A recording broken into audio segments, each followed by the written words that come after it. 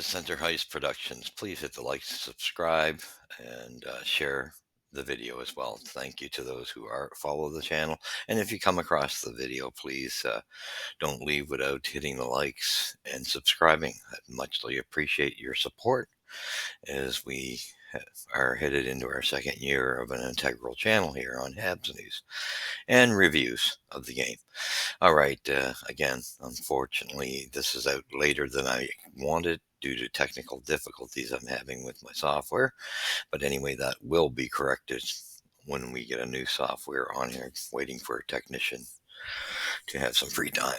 Anyway, so as the game states, it's a 6-3 score. Again, here we go again. Another one of these outrageous scores. We're going to give you the stats.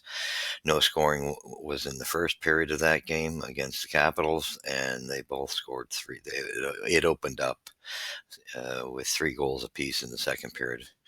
And then in the third period, Montreal's defensive system fell apart, and Capitals got 3 more goals, ending the game at 6-3. And Alex Ovechkin had a goal, 2 assists, of course, and I'm sure he would love to be playing the Habs all the time. He would catch Gretzky probably in 2 games. All right, 3 stars. Protos was the first star with a goal and assist. He had a strong game for the Capitals. McMichael was noticeable. He had a goal. He was the second star, even plus minus. And Tom Wilson had a solid game with a hat trick, a goal and assist, and a fight. And he got his tush handed to him in the fight, thank God. And he was even plus minus. No scoring in the summary in the first period. Good, half decent, low shots in the first period for both clubs. So that was a good period of responding to their previous loss. And then the second period, it starts to open up. Tom Wilson gets the first goal, assisted by Alex Ovechkin and Carlson on the power play at 3:21. And then at 9:52, Cole Caulfield gets a nice one. And thank God he's just been beautiful since, it shows that ear surgery does mean something that we seen last year, wondering why. Well, the surgeon's word seems to have come to fruition. A year later, he's back to Cole Caulfield, and he's played wonderful all season. Assisted by Nick Suzuki on the power play at 9:52. Brendan Gallagher gets a beautiful tip in his office in front of the net with a nice shot from Lane Hudson, who was set up by Dvorak at 10:31. And then we get to Duhaime, who evens the score, assisted by Radish and Van Riemsdyk. And then Capitals go ahead at 12:39 unassisted, Jacob Verana. And then, thankfully, at 18 minutes towards the end of the second, Nick Suzuki gets a beautiful goal, assisted by Savard and Hudson. And then we go to the third, where the nightmare opens up, where the wheels fell off the Canadians. 4:21, McMichael scores, assisted by Van Riemsdyk and Tom Wilson. 4:57, Protos, which he had one called back on him. You knew it was the way he was playing, he was going to get one. Assisted by Ovechkin and Strome. And at 12:57, of course, you couldn't keep Alex off the score sheet. Ovechkin gets one, assisted by Protos and Strome, with a wide open net, nobody covering him. And 16 shots for the Canadians, 34 for the Capitals. You can't win games with 16 shots. And then 23 hits to 22 in favor of the Canadians. Face-offs 36 to 23 in favor of the Canadians. One goal, 1 out of 6 power plays for the Habs, and 1 of 5 completed for the Capitals. Penalty minutes 15 to 17. Giveaways 24. That's got to stop by the Canadians compared to 14 of the Capitals. 3 takeaways each. Block shots 24 to 22 for the Habs. And that is your story. Not going to go into all the penalties. Again, just a game of they played well enough in the first. And, like I said, even though it opened up in the second period, at least they were going toe-to-toe. There was a lot of scoring in that second period, 6 goals, 3 apiece. So it did open up. But so they played, those 2 first periods half decently, but the third period just fell apart. and it just seems like they can't do 60 minutes um, for whatever reason. You know, they were well into this game and didn't have to end it that way, and this is becoming a problem. So we're just going to continue. What's the issues in Montreal? We're going to nip some things in the butts. First, the slandering or the attacks of radio hosts in Quebec on Martin St. Louis is got to stop. And we as Habs fans, we got to take the realistic step here. It's yes, it's definitely an error that they said this team would be in the mix, but we got to be wise enough to say, okay, I knew when I heard that, I wasn't buying it. This team is still far too young. Plus, the few veterans, they let some veterans walk from last year, so you're going to have an even younger team. So I was not buying that they were going to be in the mix for a wild card spot. So they kind of put their foot in their mouth. Probably did it for ticket sales, but I honestly think they're. I thought they would be performing better than they are. I'll say that. I'll say I thought they would move up, and what you want to see is progression. And unfortunate, we're not seeing that.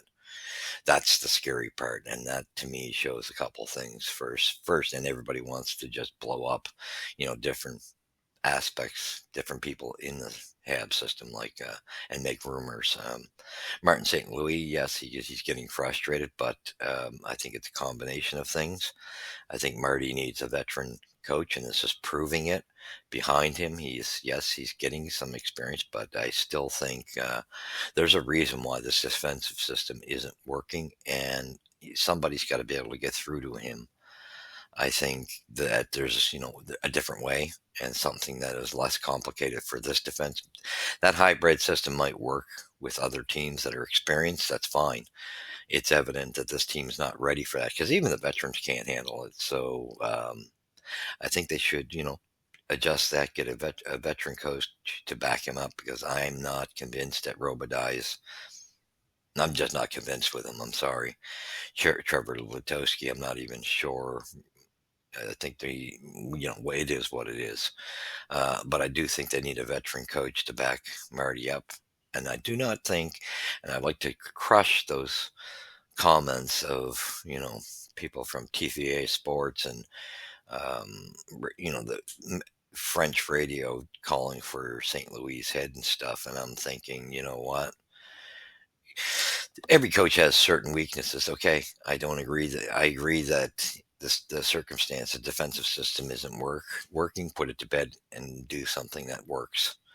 I agree with that. However, we do got to come to the realization this team is super young. We got some big issues to face here, and we're only in year 3 of the rebuild. So let's get real. They called for 5 years, and if anything, it could, some rebuilds go longer. It's not a good thing, but it's just the way it is. So you got that venue of things too. So I would say let's talk about the defense. I know there's issues with Jacki, there's issues with Barron, there's issues with Struble, issues with Mayu, where they are in their game. All have different strengths. We're going to talk about that thing. And then, again, here's another rumor that we actually have an ex-NHLer who's on radio, and we all know who we're talking about, doing a podcast, and he's putting gasoline on the fire as well with the Jacki St. Louis thing. The only thing I can say, whether there's something there, I don't know, between the coach and the player.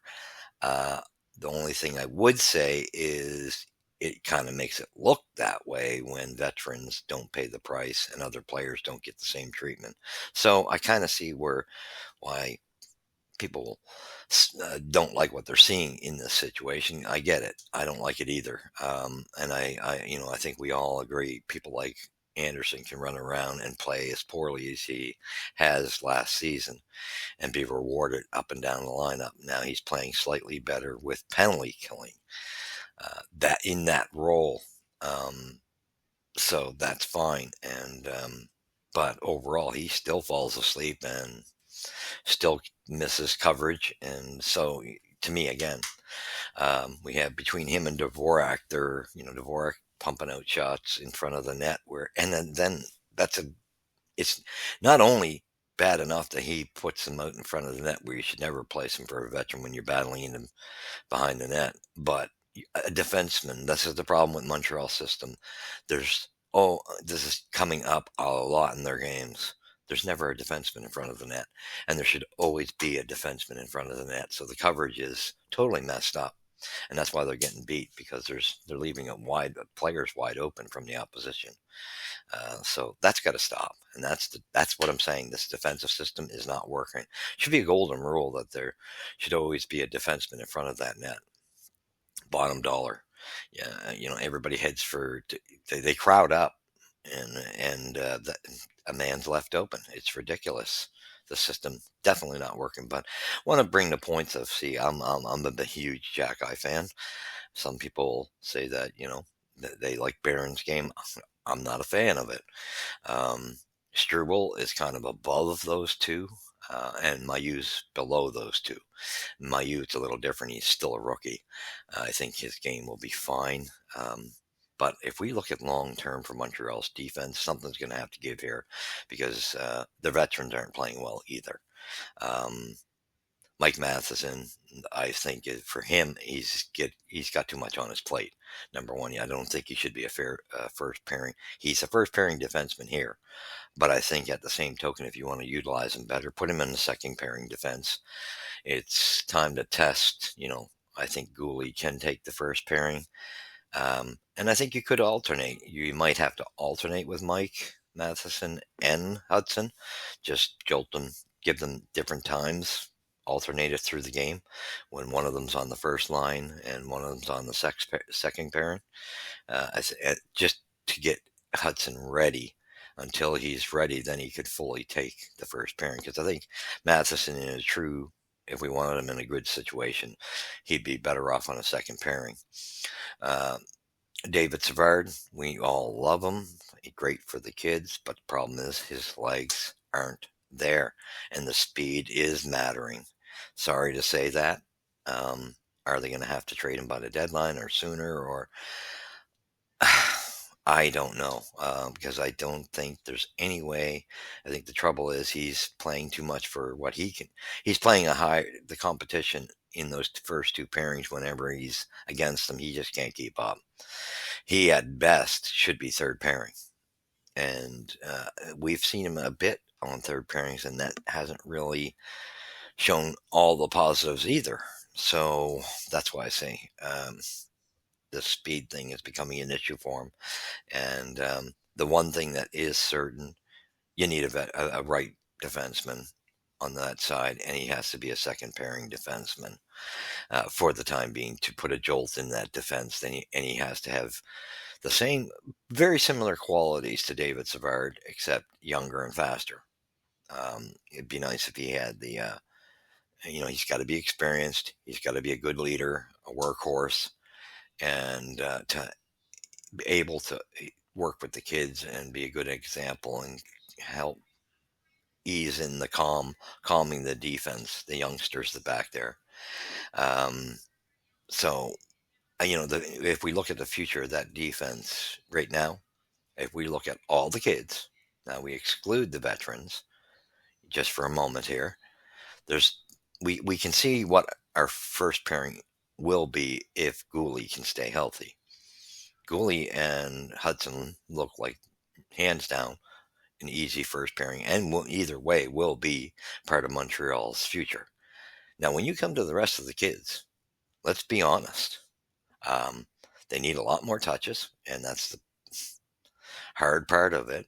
Um, the worst of it, they can't be sitting in the stands. That's killing them. Um, you can't be beating down their confidence, which is where I feel Jack Eye is. And I think he's got to get back to his game, get back to his game. And the only thing he has to be told is to get it in his mind, just be more responsible. Stop chasing people down, looking for chase, because that's what's hurting his game is chasing down, looking for that big hit. If he just sticks and let the players come to him and play his positional, he'll be fine. But the way they're handling him, I don't like the way they're developing him at all. Um, Now I find I think Barron's been handled quite well personally. I think been given more chances than anybody back there and hasn't grabbed onto it. That's why I put him a little lower than Jack High in my books. Now he's a fabulous skater, but I don't think you can make him tougher. And that's just, I see it continually. He's tried to show some glimpses of some hits periodically, but he still gets beat out. And when he gets physical, he loses the battles and he loses his coverage. So I don't see where there's one guy ahead of each other overall, other than what Jack Eye brings to the game. And I tend to lean towards you need that guy. That's why you always had to have a guy like either Chris Nyland, Roberge, Brashear, or somebody, or Kordick, or somebody in that role on the team. And you got to have them. It's unfortunate that it's a defenseman, I mean, Jack Eye, but it is what it is. Maybe you got to dress seven defensemen when you use him. What's the, but he's got the right size. And if he could just play positional, it would work out. However, sitting him in the bleachers is not going to work, and sitting any of them in the bleachers, I don't think is a positive thing. My personal opinion, I think Jack Eye and Barron should be in Laval, getting more touches. That's my personal opinion. Right at the moment, I think. What do they do? They kind of shot themselves in the foot by getting rid. I think of getting rid of Kovacevic and Harris, two of them, I think it was a mistake. One of them they should have held on to, especially Kovacevic. I think that trade should have been held off because he's looking right now like that's what they need. Um, he at least would have been close to it, right? He would have been a help at least with some experience. But you almost need an upgrade from him though to be a consistent second pairing defenseman. So I think that's what they got to do. They're going to need a big trade, although doesn't have to be. A second pairing defenseman is not like your all star defenseman in a first pairing. So I think you can work something out with the players you have in a package to trade back as well, and some draft picks, which we got enough to give away. So that to me, I think if you wanted to help them out, and Struvel's barely ahead of them because he's making a lot of mistakes. That's why I've been saying I thought that they should have continued with the rotation with those three. Well, and Mayu was up there a moment ago, so I was saying the four of them, but now it's the three of them. And Mayu, I think he definitely needs to be in Laval. He's coming. It's just he's a little behind where they are. But I think you really got to, if you don't want to mess these players up and ruin them, there's got to be some equal treatment. And I do see where some of those fires are going. They see something that maybe it's there, maybe it's not. I don't know. I just know by the outcomes of decisions, it's definitely clear that when Jack Eye makes a mistake, he does get pulled out of the game or less ice time, and that's noticeable compared to anybody else. Um, when we see forwards that aren't doing their work, that are veterans, and they're not living up to their expectations, and it's okay for them to make mistakes. And then the rest of the team, the entire team's been making mistakes, but those rookies especially, like I say, all three of them. Because my concern with Struble is his size. Now I know he's gritty and tough, but you look at winning teams, it's unfortunate, but I mean we already got because Gooley's not super big. He's a good size, and then you got Small Hudson. You got those two on the first pairing. That's as many on the smaller side you want. The rest of your four tanks or five tanks, you better make sure they're really super big guys, like Jack I Mayu size. You need that. You're gonna need it, but it's going to be finding the guys with talent. I don't know if they're going to have to go outside or keep drafting or what, or making trades to get them in, or can they actually give Jack Eye the proper chance to develop him properly? Because I do see a difference in how he's handled. However, do I think with the rumors, oh, he's getting traded? It makes me feel that way too, but I don't come out and pour gas on a situation. because especially when I hope the guy pans out, because I think we need what he has. I even think he'd be a good fit on the fourth line instead of sitting out games. I think he could bring what we're lacking on that fourth line, because we also need what our offense needs: a kick in the ass. It needs a veteran up there that is a workhorse, a Delorier type player, a gritty player that can, add some energy to the lineup and demand, from his teammates the same thing. And I think we got to get one of those players as well. Those are the two things desperate, and a goaltender. So you got three things desperately. We don't have a goaltender whatsoever in the NHL. That tandem is garbage. And I hate to put it in that terms, but Monty is the better of the two. That when he's on, like right now, Primo's playing better than him, but he's not playing well, because to me, you need to get a veteran goaltender. You can't go after Dobish because he is better than those two, but you'd probably destroy him because Montreal's system is so messed up right now with all the mistakes being made. So I think, someone's mentioned that to me, and they're probably right. Leave him in Laval, get a veteran in for the time being, turn Monty into the backup. Primo has to go. You trade him now or by trade deadline, because I can guarantee you, there'll be a time that Monty goes too. Monty, I can see him being a backup in the NHL. He is not a starter by any stretch of the imagination. They're not a good starter. If I'm a good hockey team, he's not my starter. Sorry, good backup. Uh, Primo, he'll start somewhere once you trade him as a backup. I guarantee you he'll end up as an AHLer in his career. He just doesn't have it. But don't destroy Dobish, because I think you're going to see it's either Fowler, the Russian goaltender that's in our younger system as well, and Dobish. Those three, the two of those three are going to win. Whoever wins, the two of them that take the lead on the battle are going to be your goaltenders of the future. And Dobish easily could be a backup to Fowler, or I wouldn't even. We see the Fowler's or Dobish is farther ahead in advance, and he's proving he's better. So we know he's showing more provenness. We don't know it's through development where, as though they're highly touted, Fowler and this Russian kid will be. So it's hard to say, but in the waiting time, you got to find a goaltender, a veteran goaltender, someone like a Jare in Pittsburgh, that type of goaltender. There's a few of them around the league, and you need one. It's absolute. This tandem is just not what you need.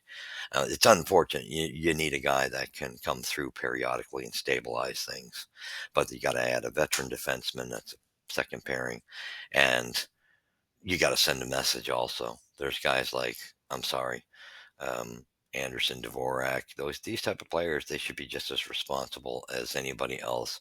And if you could send Armia to the AHL, you can send one of these guys to the AHL too, instead of wasting a spot, because there's no responsibility, no leadership being shown on this team other than Brendan Gallagher and Jake Evans. And it's pretty bad when a kid like Heineman is doing his part, because those have been the three best players, and I'll say Caulfield. But leadership is from that front end has not coming from anybody else. So Doc had a good game for two periods. Then the third period, not so much. Heineman played well on the first line. However, he's not a first liner. But you can't knock his effort. He was crashing and banging, did his job still. Gallagher, what can you say? And Evans and Heineman playing well. I think the preferable spot for me for Heineman is the second line and I'd like to see it tried out, even though Kapanen, and he did well in the circle. I'd like to just take the chance while you got him here and try Doc, Kapanen, and Heineman on the second line. Yeah, they haven't done all three of them together yet, and I would do it. Give it a shot. Alex Newhook has been such a disappointment this year. This is the first night that he showed some glimpses, but overall, he's been a man that just skates without a mission. Same as basically a miniature Josh Anderson. Now, Anderson has played a little better this year than last year, but there's still a lot to come from him. There's still the disappearing act that's got to stop. and they got to stop just skating aimlessly and hitting crashing boards and not winning their battles on the boards now. I've seen a little better results from Josh than Newhook, unfortunate, and that's unfortunate to say. But let's be real. Alex Newhook should not be in the top six. Not right now. He should be on the fourth line if we're truthful, or alternated and scratched, because he's not played well. He's but bottom dollar, when you look at him overall, at best, he's a third liner. At best. But he was definitely not worth a first and second round pick. Let's make no mistake. So there was a couple trades we failed on, and it seemed, oddly enough, they both seemed to be with Colorado. It was the same thing. I was all pumped when we first got Barron because he was a first rounder, just like Newhook. Well, I wasn't as excited on Newhook because I seen him play. Barron I didn't know as much about, but so I was excited that this kid might turn into something. But once he started playing, I wasn't so excited. So. Um, we got to watch, and the rest of the trades we did very well. So I love what management's done, but there's a point you got to show progress, and this team's not showing it. There's not enough leadership, and we got to make sure that the culture doesn't get hurt. You got to bring in guys that want to win and push it and expect it from their teammates. And that's why I say we need somebody like a Delorier, and he's got to be that big. We need size from here and in, no ifs and buts, and that play gritty, and a veteran defenseman and a goaltender, so that we have a good second pairing defenseman for the time being. And like I said, I almost think that Jack and Barron would be served better by playing a season in Laval. I just think maybe they were pushed in too soon. And that's the sad shape of it. You never know. Maybe that would improve, because they did both come back better from their stint in the AHL, and then they went right back to their same issues. And Struble, like I said, he's got a lot of mistakes in his game. He's a little bit ahead of those two. His size bothers me. I think if you're in a deep playoff thing, I don't know, questionable, very questionable, and I just don't know if that can be part of Montreal's future.